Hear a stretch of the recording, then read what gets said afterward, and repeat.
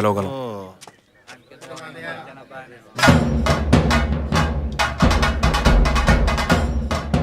ఆయనరా coach? కోడంగి ఈయన అనుకుంటా, పేరు తగ్గట్టు అన్నాడు.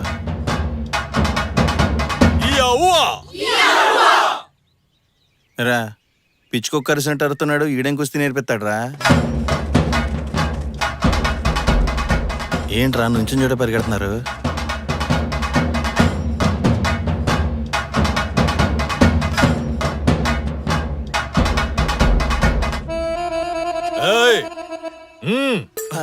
పదరా, ఖర్చేసేలా ఉన్నాడు. నమస్తే. ఎవర్రా మీరు? నేను వీరా, వీడి చట్టం. పేర్లు అడిగానా? స్టూపిడ్స్, ఎందుకు వచ్చారు ఇక్కడికి? 15 రోజుల్లో నేను మట్టి కుస్తీ నేర్చుకుని పెద్ద ఛాంపియన్ అవ్వాలి. నన్ను ఆశీర్వదించండి కోచ్. 15 రోజుల్లో నేర్చుకోవడానికి ఏదైనా పప్పు సాంబారా? కుస్తీరా? తెలుసు కోచ్, ఒక పెద్ద పోటీలో పాల్గొనడానికి పేరిచ్చాను. అందులో గెలవకపోతే నా పరువు పోద్ది కోచ్. ఎక్కడ పరువు? ఎప్పుడో పోయింది. గమ్మునుండ్రా. మట్టి కుస్తీ అంటే ఏంటో తెలుసా నీకు? కబడ్డీ తెలుసు coach. Kabaddi. What is this nonsense?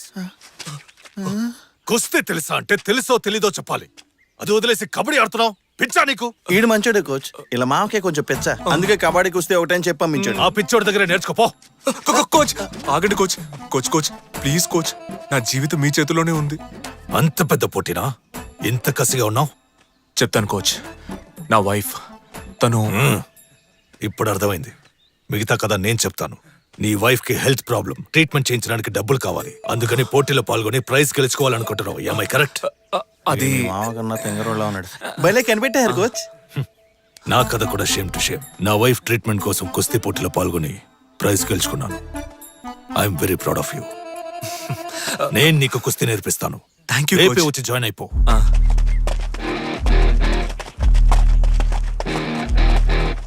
నువ్వు పోటీ పడేది నీ పెళ్ళంతో అన్న విషయం ఇది తెలిస్తే నిన్ను శతక్కొట్టి చెవులు మూయిస్తాడు.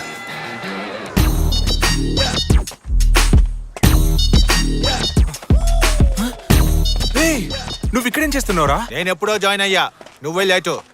భర్తల భద్రతా సంఘంలో నేను చేరినట్టు నా పెళ్ళానికి తెలిసిపోయింది. ఆఫీస్ లో అందరి ముందు లెఫ్ట్ రైట్ వాయించింది. పోటీలవి వద్దమ్మా, చెప్పేది విను.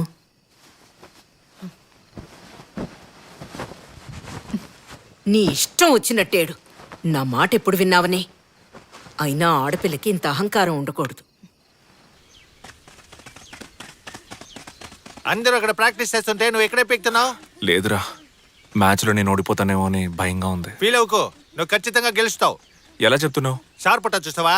చూశాను. అందులో రంగయ్య ఎవరి దగ్గర ట్రైనింగ్ తీసుకున్న ఎవరు గెలవాలా? చివరికి దిక్కులు చూసిన సమరానే గెలిచాడు. వెంకటేష్ గురు సినిమాలో చిన్నప్పటి నుంచే ట్రైనింగ్ తీసుకున్న వాళ్ళ అక్కని దాటి టీవీలో మ్యాచ్లను చూసి దాని చెల్లె గెలిచింది. ఇంకోటి చెప్పనా, తమ్ముడిలో బాక్సింగే జీవితం అనుకున్న అన్న క్యారెక్టర్ కన్నా చివరి దాకా దిక్కులు చూసిన మన పవర్ స్టారే కప్పు కొడతాడు. దీనిలో నీతేంటి? మ్యాచ్ లో గెలవడానికి దిక్కులు చూస్తే చాలు. నువ్వు బాగా దిక్కులు చూస్తున్నావుగా.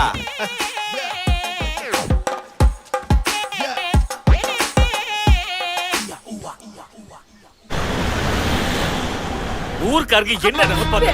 சொந்த காரியம் கிட்ட என்ன பதில் சொல்றது? கேட்க மாட்டாங்க. ஏறு வண்டியில பதில் பேசிட்டு.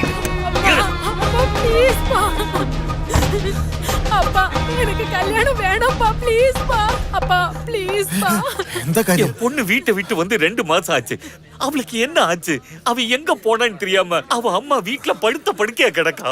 நீ ஒரு கோச் தானையா, நீயாவது வீட்டுக்கு இன்ஃபார்ம் பண்ணிருக்கலாம்ல. இவ்வளவு நாள் என் பொண்ணை பத்திரமா பாத்துக்கிட்டதுக்கு இதான் பிடி. வண்டியை விடுறா. ப்ளீஸ் பா, இது என்னோட డ్రీమ్ பா. ఆ అమ్మాయి కుస్తీలో మెడల్ కొట్టాలని ఎన్నో కలలు కంది. ఇష్టం లేకుండా వాళ్ళ నాన్న తనకి పెళ్లి ఫిక్స్ చేశారు. అది తప్పించుకుందామనే తను ఇక్కడికి వచ్చి జాయిన్ అయింది. పాపం. బాయ్స్ అండ్ గర్ల్స్, ఈ పార్టీ అరేంజ్ చేసింది ఎందుకో చెప్పనా? కేవలం 15 రోజుల ట్రైనింగ్ తీసుకొని ఒకడు పెద్ద పోటీకి తయారయ్యాడు. అతను ఇంకెవరో కాదు, మన వీరానే. అతని సక్సెస్ కోసమే ఈ పార్టీ. నువ్వు మ్యాచ్ గెలిచిన తర్వాత ఆ సక్సెస్ ని ఎవరికి డెడికేట్ చేస్తావు? మీకే కోచ్. నో, నీ వైఫ్ కే డెడికేట్ చేయాలి నువ్వు. రేయ్, గెలిచినప్పుడు కదరా డెడికేట్ చేయాలి. ఓడిపోయే మ్యాచ్ కి ఎందుకు గోలా? రేయ్, ఎక్కడికి? మెక్కడానికే. వస్తావా? కోచ్, వైఫ్ అండ్ వైఫ్ గురించే మాట్లాడుతున్నారు. మీ వైఫ్ చనిపోయి చాలా కాలం అయింది, ఇంకా ఆవిడ గురించే తలుచుకుంటున్నారా? రోజులు గడిచే కొద్దీ తన జ్ఞాపకాలతోనే బతుకుతున్నాను. తాగుతూ మృగంలా తిరుగుతున్న నన్ను మనిషిలా మార్చింది తనే. తన నాన్నకి నన్ను పరిచయం చేసి కుస్తీ నేర్పించమంది. ఒకరోజు పెళ్లి కూడా చేసుకుంది. అంతా తన ఇష్టమే.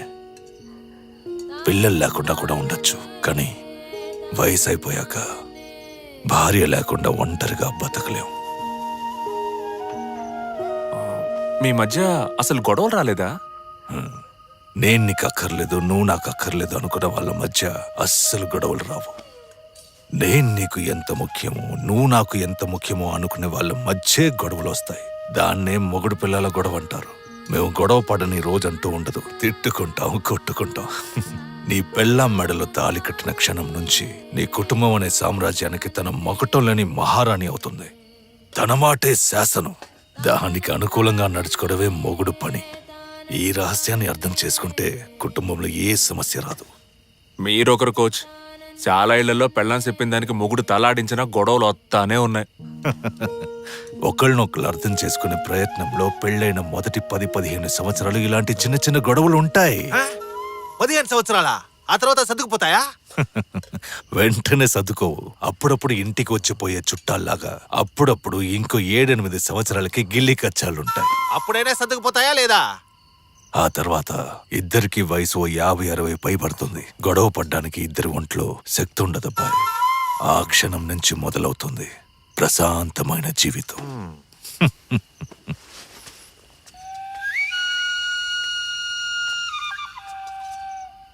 60 ఏళ్ల తర్వాత కలిసి బతికితే ఏంటి, చస్తాయి ఏంటి? కుస్తీ నేర్పించమంటే కూర్చోబెట్టి ఓతగా క్లాస్ పెగుతున్నాడు. సిగ్గు లేకుండా నువ్వు వింటున్నావు.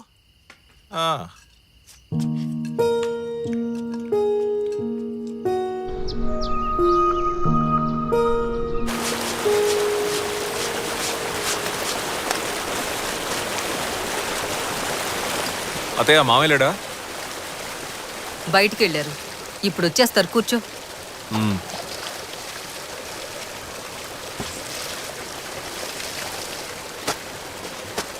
పోటీ రేపేనా వీరా? అవునత్తయ్య, రేపే. ట్రైనింగ్ బాగా జరిగిందా? అదెందుకు అడుగుతావులే అత్తయ్య. దోవల తీర్చేశాడు. చాలు చాలని మొత్తుకున్న కోచ్ వదలలేదు. Heavy workout. చేతులు కళ్ళు బాగా పట్టేసే అత్తయ్య. నువ్వెంత ట్రైనింగ్ తీసుకున్నా తనని గెలవడం కుదరదు. అలాంటప్పుడు ఎందుకు కష్టపడ్డాం? స్ట్రైట్గా మ్యాచ్గా వెళ్ళిపోవచ్చు కదా. ఏందత్తయ్య, నేను ఓడిపోతానని ఫిక్స్ అయిపోయావా? నువ్వు ఎప్పుడైతే నీ పెళ్లంతో పోటీ పడాలనుకున్నావో అప్పుడే ఓడిపోయావు. మీ మావయ్య బుద్ధి తక్కువ పనిచేస్తుంటే ఆయన మాట విని నువ్వు తప్పు చేస్తే ఎలా? ప్రపంచంలో ఏ మొగుడైనా తన పెళ్లంతోనే పోటీ పడాలనుకుంటాడా? మీ మగాళ్ల దృష్టిలో ఆడదంటే నోరు మూసుకుని మీరు చెప్పిన దానికల్లా గంగిరెద్దులా తలాడిస్తూనే ఉండాలి కదా. నాకు తెలియక అడుగుతాను, ఆడద లేకుండా మీరు బతకగలరా? చచ్చే వరకు ఆడదాని మీదే ఆధారపడతారుగా. పెళ్ళయ్యే వరకు అమ్మ అనే ఆడది, పెళ్ళైన తర్వాత పెళ్ళం అనే మరో ఆడది. నువ్వు అడగొచ్చు, ఆడాళ్ళు మగాళ్ల సాయం లేకుండా బతకగలరా అని. ఎంతో మంది ఆడాళ్ళు మగాడి సాయం లేకుండా ఒంటరిగానే పిల్లల్ని పెంచి పెద్ద చేశారు.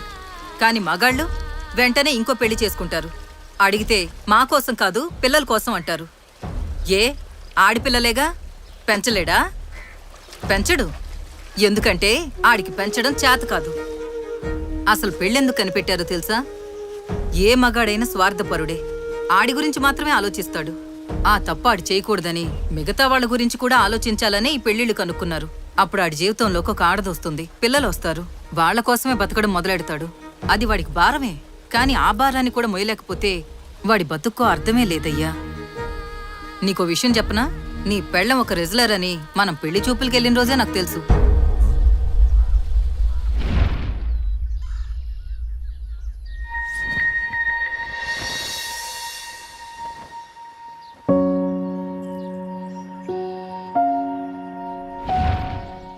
ఈ ఇష్యూ ఆ రోజే నాకెందుకు చెప్పలా? చెప్తే ఈ పెళ్లి చేసుకునేవాడివా? కీర్తి లాంటి ఒక అమ్మాయి నీ జీవితంలోకి వస్తే నీ లైఫ్ మారుతుంది, నువ్వు మారుతావని ఆశపడ్డాను. అందుకే నీకు చెప్పలేదు. వీరా, ఒకరోజు నువ్వు ఇంట్లో లేనప్పుడు కీర్తిని నేను గుడికి తీసుకెళ్లాను. రెస్లింగ్ని పూర్తిగా మర్చిపోయావా? 48 రోజులు ఒక విషయాన్ని వదలకుండా చేస్తే వాళ్ళకి అది అలవాటైపోతుందంటారు. 15 సంవత్సరాలుగా రెస్లింగ్ మాత్రమే నాకు తెలుసు. ఎలా మర్చిపోమంటారు? అయితే మరి ఈ జీవితం ఎందుకు కావాలనుకున్నావు?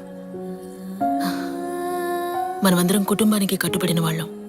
కుటుంబమా కెరియరా అన్న చాయిస్ వచ్చినప్పుడు కుటుంబాన్ని చూస్ చేసుకున్నాం మనం. నువ్వు చెప్పేది నిజమే, కానీ జీవితంలో ఏదైనా సాధించాలనుకుంటే కుటుంబం గురించి అంత ఆలోచించకూడదు. దేన్ని పట్టించుకోకుండా ముందుకెళ్తూనే ఉండాలి. ఆలోచించడానికి ఇది బాగుంటుంది. మిగతా దేశాల్లో ఆడాళ్ళు పోటీలో విన్ అవడానికి ఆపోజిట్ ప్లేయర్స్తో తలపడితే సరిపోతుంది. కానీ ఇండియాలో మాత్రం ముందు ఇంట్లో వాళ్ళతో ఫైట్ చేసి గెలవాలి. దాంతోనే సగం జీవితం అయిపోతుంది. ఇంకింట్లో వాళ్ళని ఒప్పించడానికి మిగతా సగం అయిపోతుంది. ఈ లైఫ్ మరి నీకు నచ్చుతోందా? నాకు ఆయన నచ్చారు. చూడు వీరా, నీకెంతో అదృష్టం ఉంటే కానీ ఇలాంటి భార్య దొరకదు. తనతో కలిసి బతుకు.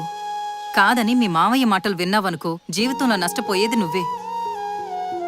అత్తయ్య నువ్వేనా మాట్లాడేది? నేనేం చదువుకున్నాననుకుంటున్నావు? 4వ తరగతేగా. BA in English literature. అబద్ధాలాడే మా బాబు మీ మామయ్య కట్టబెట్టాడు. రేపేగా మ్యాచ్. చూసుకుందాం. కేరళనా ఏపీయా? సరే మాట్లాడదాం. ఉంటానా? అల్లుడు ఎప్పుడొచ్చావు? ఇప్పుడే వచ్చాను మామయ్య. కాఫీ ఏమైనా వచ్చిందా? వద్దు మామయ్య, నేను బయలుదేరతా. ఏంటి అల్లుడు కాఫీ ఇవ్వకుండా ఏం చేస్తున్నావే? మాట్లాడుతున్నాను. నువ్వు పెద్ద సిస్టర్ మాట్లాడుతున్నావు. పోయి కాఫీ తీసుకురాపా.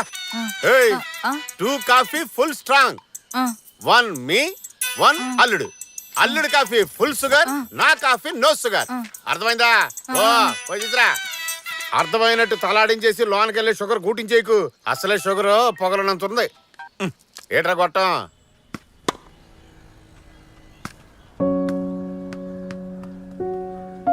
ఈ లైఫ్ మరి నీకు నచ్చుతోందా? నాకు ఆయన నచ్చారు.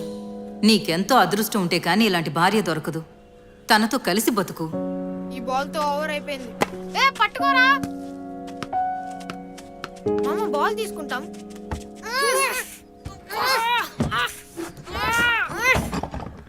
రే ఇటు రారా.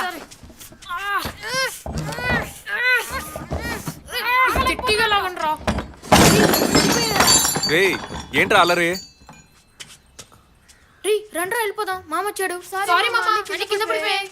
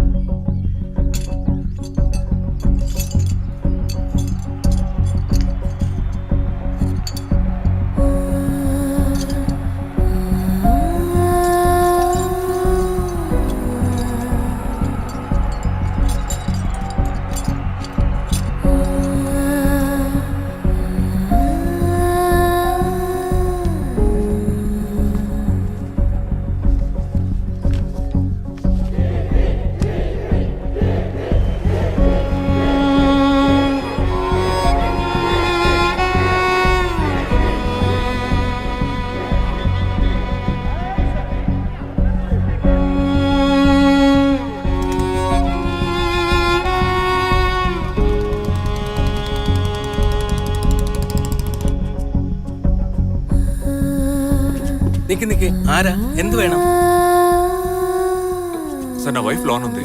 తనని కలవాలి. ఒకసారి మీరు వెళ్ళి చెప్పండి. మేనేజర్తో చెప్పండి సార్ వచ్చానని. సార్ నా వైఫ్ కీర్తి లోన్ ఉంది, తనని కలవాలి. నేను లోపలికి రానివ్వట్లా.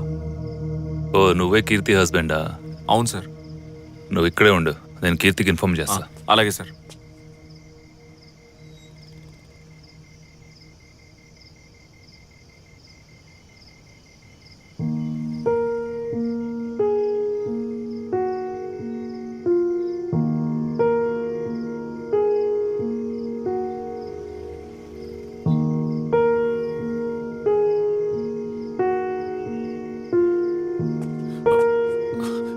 ఏమందండి, నేను లోపలికి రావచ్చా?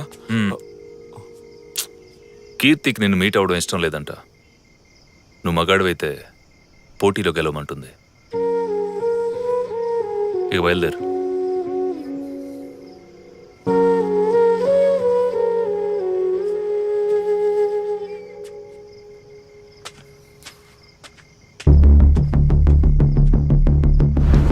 కీర్తి come on get up, let's practice. ప్రాక్టీసా? ఇప్పుడా? No chance. I cannot. I'm so tired. See, Anu has come. అయ్యో, దయచేసి వదిలేయండి. నేను ఇంటికి వెళ్ళాలి. Okay.